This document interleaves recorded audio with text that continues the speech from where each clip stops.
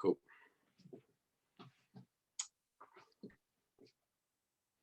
Cool. Hi, everyone. Thank you very much for tuning in, joining us on this webinar. Today, we've got Emilio Gay, Northamptonshire CCC opening batter and former Bedfordshire pathway player. Emilio, thanks for joining us. Cheers, Jack. Yeah, good to be here. Good to talk some cricket and other things. Thanks for having me, mate. So yeah, just growing up then, what attracted you to cricket? What are your earliest memories? I think my earliest memories were, like most other cricketers, I'd say, my dad throwing balls at me in the garden or something like that. Just, you know, as soon as we could get out with sunlight, I was just, as soon as I could walk kind of thing, just hitting balls in the garden, a bit of fun. And that was it really. From there, around the age of 4 or 5, just hitting balls in the garden. Went to the Caribbean at age 7, which was the World Cup, in fact. And I met some of the West Indian players there in the hotel we were staying at. And for me, that was like a dream come true kind of thing. So from there, it really just always was cricket from a young age. Wicked. And then, so you played your club cricket at Bedford CC. How was that? How did that all start? Actually started, I think I was around 7, in my garden. And I actually remember my mum coming out and saying that there's a new club down the road, or a club she just found out down the road, called Bedford Cricket Club. And I didn't want to go. And she said, give it a go. So I went down there one weekend, did some quick cricket down there and just started loving it. And really from there, it kind of went on from there. I started spending my whole summer down there. A lot of my childhood down there, hitting balls down there. I went through the age groups there.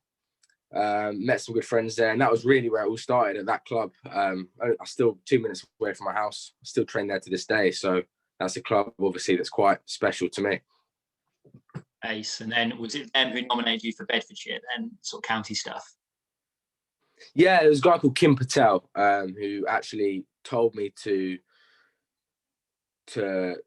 trial for Bedfordshire, and I think he put in a word or two, and it started with Will Sneath. I think I was 7 or 8 when I started to trial, and I got into the district team. So I was really young. But yeah, I think it was Will Sneath who first coached me at that age. Joined Bedfordshire, went through the age groups, got into the EPP at Bedfordshire. So yeah, that was kind of where it started. But Bedford Cricket Club kind of pushed me to trial, and I did, and it obviously worked out well. Wicked. And then, am I right in saying you were a bowler initially in the pathway? Yeah, that's true. So I started off, as I got into the team as a bowler. I remember making I think it was my first game. It was at BMS. I can't remember who it was against, but it was at BMS, and I batted 11 and I opened the bowling. So I was actually a bowler for Bedford Cricket Club and for Bedfordshire, believe it or not, a seamer. So yeah, I started off for the first couple of years as a bowler, and then it wasn't until about the age of 10, I'd say, I really started to work on my batting, 9 and 10. So the first year or 2 was bowling. So at the age of 9 and 10, I really started to work on my batting, and that's when I became more of an all-rounder, and batting started to kind of come in.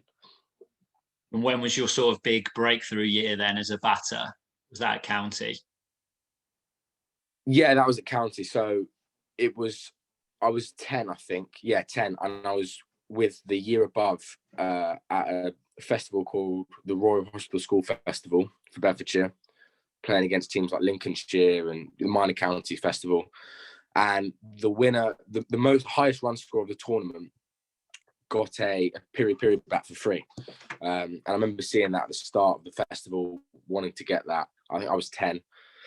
And I won the bat, got the highest runs in the festival, and that gave me a lot of confidence. Obviously, as a young kid, getting that and outperforming everyone in that festival for me was quite a big thing. And I actually, hang on a minute, I can actually bat to a decent level here. So that's when I kind of thought I quite like batting, and bowling kind of took a back step a little bit, if you like. So from that festival was really when I started kicking on. And then Northants obviously picked you up. What age was that, and what was the process like there? Northants picked me up at 15, I think. 16, 15, yeah. I was 14, 15. I was with Bedfordshire under 14s. I had a really good year. And I joined Northampton's EPP. And my first season was under 15s with them.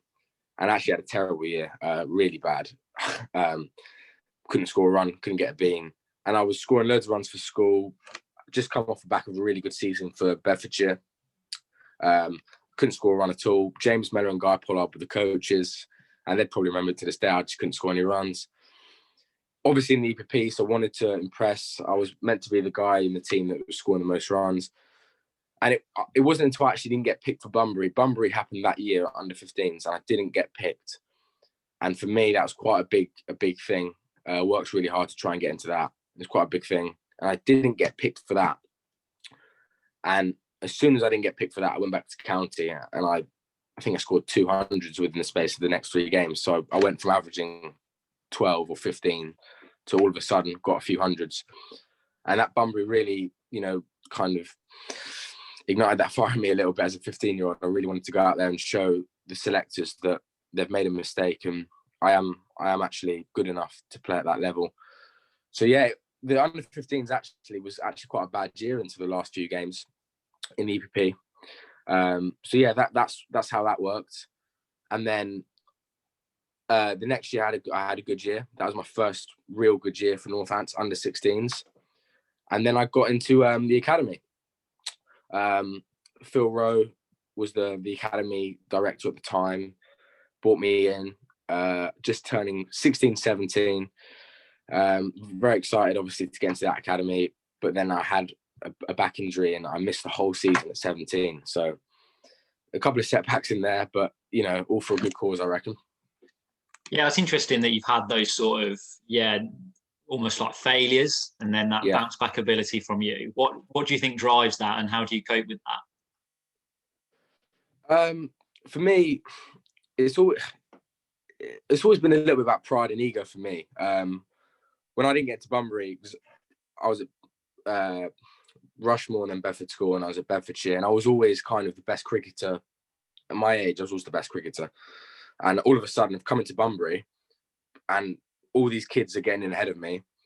There's players in the academy who are getting picked before me, and now I've missed the whole season, and I just couldn't have it. I couldn't accept the fact that there's all these kids ahead of me. A bit of a pride and ego thing. Like I said, I just couldn't have all these kids getting picked before me. So I remember the day after Bunbury, I told my dad, let's get to work. We'll show them that this is this is a mistake from them. And the injury at 17, similar thing. I just said, next year we'll come back stronger, because I'm a strong believer in, setbacks are a good thing, especially at a young age. It teaches you how to come back from failure. So yeah, I remember actually listening to a documentary, I think it was Callis, and at 15 he didn't get into the equivalent in South Africa. I remember watching it around a similar time, and I think his dad said to him, we'll get to work and we'll show them, that you've made a mistake, kind of thing. And hearing those sort of things, for me, I just saw it as an opportunity to kind of show everyone that actually, hang on a minute, I'm better than you think. So yeah, I think that was probably the biggest thing. Yeah, brilliant. That's really interesting that you missing a whole season at 17. I suppose that's really pertinent now to everyone, because we've all missed a whole season. You mentioned your dad there. What does it look like then? So you said get to work. What does your training look like with him now? Back then, so you're 17, you've just come off the back of an injury. What would your training look like with your dad? Back then at 16, 17, we'd go to nets every day without fail, especially in the summer and early winter, November, December. Yeah, even November, December, most days. And you may ask how, because we're outside, but we actually went to Halfords. This was 17, actually. 16, 17, that winter. We went to Halfords and we got floodlights from Halfords because it was freezing cold, but it was pitch black at about 4:30 p.m. So we get floodlights and train in the evening outside at the Berry and get a cage and roll it out. So we were training pretty much every day. But yeah, my dad, he just effectively, same as a little bit now, just throw balls at me, whatever I wanted, he just did. So just for a lot of volume. And I'm a big believer at that age, 15, 16, volume is undeniably the most important thing for me, getting a lot of volume in and outworking your peers. So yeah, very laid back and just hands off kind of thing. Left it down to me to work out my own game. You know, sometimes you see coaches or parents, every other ball they're getting stuck in, but he didn't actually know anything about, he doesn't really know anything about cricket. So it helps because he can't really say anything technical to me because he doesn't know. He can't say, oh, look at your hands and all this, because he's never played the game. So he just says, listen to your coaches, but, you know, learn what to pick and choose from. Come to nets with me, work it out yourself, and, you know, formulate a game plan kind of thing. So he was never really good with technical advice. It was more mental advice. He was quite big on the old setback thing and trying to get me to get motivated and all of that. Not that he needed to, but yeah, I think it's more mental advice rather than technical, if anything. Yeah, brilliant. Yeah, and I'm lucky enough to talk to your dad. So he didn't put any cricketing advice then. So how did you go about improving your cricket then? What was that process like? I think a big thing for me, especially the age, 16, 17, my education really effectively was getting home, watching cricket. Obviously I had exams at the same time, but I would come home on my laptop on TV and watch my favorite players bat all day. And not just in games, I'd watch them in the nets. I used to love Joe Root, Kohli, these guys. I just watched them in the nets, watch their trigger movements, watch how they bat, watch the certain shots they play. I'd listen to certain things coaches say, and I'd just learn how to pick and choose what they said. But effectively, the nets was effectively me coaching myself. And at that time, I wanted to bat like my favourite players. So I'd even try and sometimes copy a trigger movement or something like that. But it was very much player driven. It wasn't coming from my dad or from the coaches. You know, like I said, watching these guys was my education. I really studied them, and I used to watch a lot of motivational videos as well. I think that's where that work ethic and that mental strength of dealing with adversity. I used to watch a lot of motivational videos to kind of really get me going. Some kids maybe come back and jump on the Xbox. I used to watch my favorite motivational speakers and just listen to them and just get me in the zone. So a combination of factors, I think. Yeah, brilliant. And on that sort of skip forward to quite recently then, so you got into Northants' first team, talking about dealing with setbacks. I think you had, you got out to Craig Overton, Tim Bresnan, Ollie Stone, all England players in your first 3 games. What was that like, and how did you deal with that? I think obviously it's a challenge. My first game in first class cricket is against Ollie Stone, who was bowling as quick as they've seen him bowl, and then Craig Overton and top players. Looking back on that, I think that's quite exciting personally. I mean, I faced Craig Overton on a tough deck, on a tough pitch, and it was actually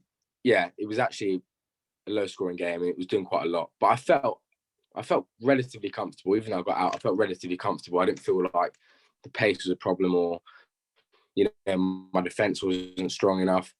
And now I can look back and say, these are the top guys in county cricket. They're the top players. It's not going to get any tougher than that in county cricket. I've already faced, these are international bowlers, really.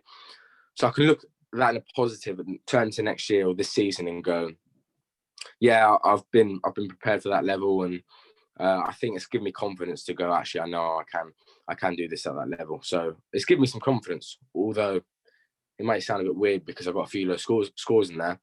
It's given me that confidence to go, actually, it's not, a low Division 2 side on a flat wicket. It's Somerset on a really tough, challenging wicket in my second game. So there's a lot of positives, in my opinion, to take away from that. That thing about confidence is quite interesting, because I think something a lot of our players in the pathway probably struggle with is that feeling confident and going in with that inner belief. How would you cope with that? How would you suggest other players get that confidence? Confidence. It's obviously a tricky one because everyone's different. And I've always been very confident, as some people say, and I've always had that natural confidence. Some players don't. For me, the three things that are most important to making it, in my opinion: hard work, dedication, which is discipline, commitment to your sport, and belief. The third one was belief. In my opinion, that is absolutely vital. I don't see how you can go into a second team game, and I've had chats with academy players before. I don't see how you can go into a second team game facing Richard Gleeson and go, this is going to be tough here. Like Richard Gleeson, obviously a very good bowler, but I've never faced him like this before, and have those doubts. In my opinion, before you've walked out, you're already out. You have to trust your work you put in. Now, don't get me wrong. Confidence comes from putting in honest work, consistent work. I wouldn't be confident if I didn't have a net for a week. But the work you put in, you have to trust the work you put in. You have to trust the process. And don't get it wrong, make the nets tough. If you're going to face someone quick, get my dad to come in closer, get a training ball or something. Make your training hard. Don't get it wrong. Don't lay off training because it will become easier when you go out to a game. But you have to trust the work you put in, because without belief and confidence, honestly, it is going to make your life a lot tougher. You have to have that belief and confidence, and that when you walk out, like I'm the man kind of thing. And that comes from my work, the training. And so then going to the last innings where you got 77 not out, won the game against Glamorgan, was that going into that game, was all of that because you were able to be nice and confident you'd done that hard work, do you reckon?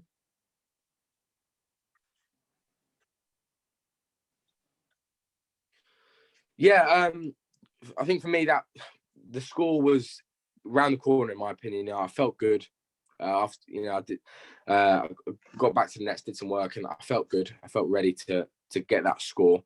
So it was not a relief, but I was just glad. I was glad that it came because we only had a few games, and obviously that last game got abandoned. So if I didn't score runs then, I would have actually not scored any runs the whole competition. So it's given me confidence for next year.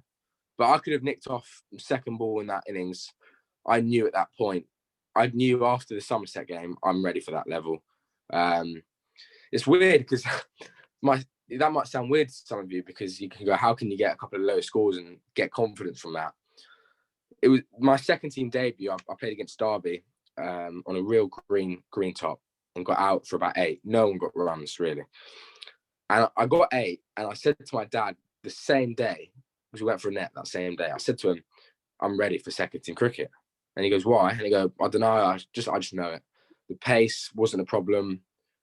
I could pull, I could leave, I could do this. And I just had that confidence because I just felt like I knew I could do it at that level. Next innings, I got 100 against Worcestershire. But sometimes it's not always about scoring runs. Or like, you don't have to get confidence from 60. If you're looking to play a certain way, and you've got a certain process against certain bowlers, and you feel like you're ticking those processes, you've got time in the ball, your head's going forward, you can leave well, you can play the short ball, then you can get confidence from that. It's not always just about, I got 50, so I'm confident for the next game. Sometimes players get 100 and they feel terrible. Sometimes you can get 10 and feel really good. So for me, it's just about that process. Am I playing how I want to play? Am I sticking to my game plan? But yeah, that's it really. And then last question. So you obviously have a lot of different coaches and had access to a lot of different coaches. How do you use those coaches' experience? Say again, sorry, I just lost you there, go on. Sorry. So you've got a lot of different coaches. How do you use those coaches? Is it a case of them giving you feedback, or do you sort of go out and request that feedback?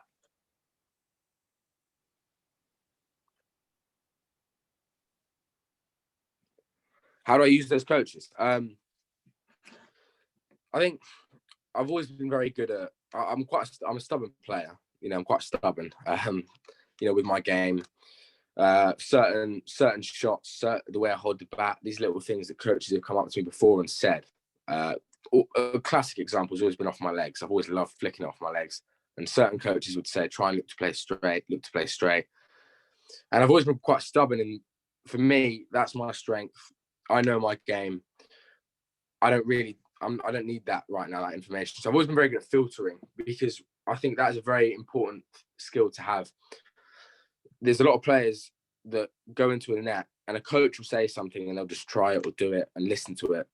You've got to understand that you're going to have a lot of coaches in your career, you know, and you're going to have, everyone's an expert, you know, everyone's going to have something to say. Might not even be a coach. I've had umpires before in the middle of a game say something.